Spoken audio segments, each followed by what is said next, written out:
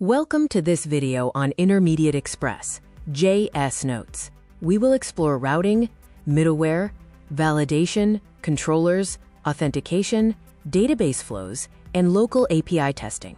This guide is designed to help interns transition from basics to a robust project structure. Let's build powerful backend applications together. Think of Express as a traffic controller for your requests.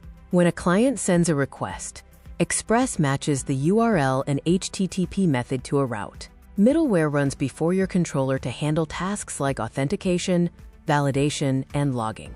Finally, the controller executes the main logic and sends back a response. A clean backend structure keeps your code organized. Separate your files by responsibility: routes for URL mapping, controllers for logic, models for database schemas, middleware for reusable checks, and utils for helper functions. Never put all your features in one server file. It quickly becomes unmanageable. For a clean app setup, separate your server and app logic. Use server.js to start the server and app.js to configure your Express application. This split is best practice because it allows you to import and test your app logic in isolation without actually starting the server. Routing connects HTTP methods to controller functions. Remember these standards. Use get to read data, post to create it, put to replace a resource, patch to update specific fields, and delete to remove data. Use clear noun-based naming conventions like /API/projects instead of action-based words. Middleware acts as the gatekeeper, sitting between the request and the controller. Remember that the order of execution matters. Always call next to continue the chain, but do not call it after sending a response. Use global middleware for universal tasks and route-specific middleware for specialized checks. Controllers, services, and models keep your code modular. Routes handle the URL, controllers manage request and response flows, services contain the business logic, and models handle database interaction. While services are optional for small projects, they are vital for keeping controllers manageable in larger ones. Never trust data from the front end. Always validate fields like email, passwords, and dates before they reach your database. Return clear, meaningful error messages to help users fix issues. For larger applications, use dedicated packages like Express Validator or ZOD to handle complex validation. Avoid redundant try-catch blocks by using a centralized error handler. By using an async handler utility, you can pass errors directly to your error handling middleware. Always place the error handler middleware after all your routes so it can catch and respond to any issues that occur during processing. The Mongoose flow connects your application to MongoDB. Use schemas to define your data structure and leverage built-in Mongoose methods like create and find.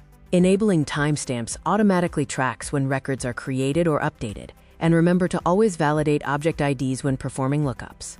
Authentication determines identity. Users log in, the backend verifies their credentials, and then issues a JWT token. The frontend stores this token and sends it in the authorization header. Protected routes then verify that token to ensure the request is valid. Authorization determines what a user is allowed to do. Define roles, like admin, user, or manager, and create middleware to restrict access accordingly. Never trust user roles sent from the front end. Security must be enforced on the back end. Hiding buttons on the client side is not a valid security measure. Secure your API from the start. Use environment variables for sensitive data, employ Helmet for default security headers, and implement core settings for your specific domain. Use rate limiting on sensitive forms to prevent abuse, sanitize all inputs, and ensure error logs do not expose system stack traces.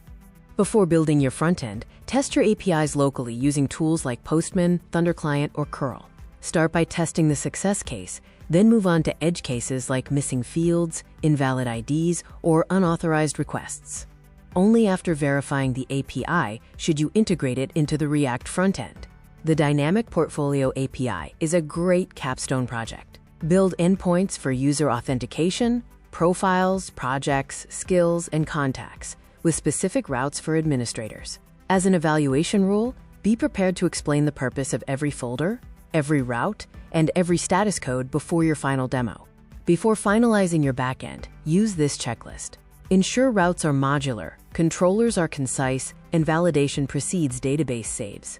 Always verify that JWT and roles protect your routes, Schemas are well defined, and every endpoint has been tested locally. Your goal is to build clear, testable, and secure code for future development. We have covered routing, middleware, validation, controllers, authentication, database flows, and local testing. Thank you for following along on this learning journey. Your feedback helps us grow, so please reach out with any questions or thoughts as you continue building amazing things with Express.js.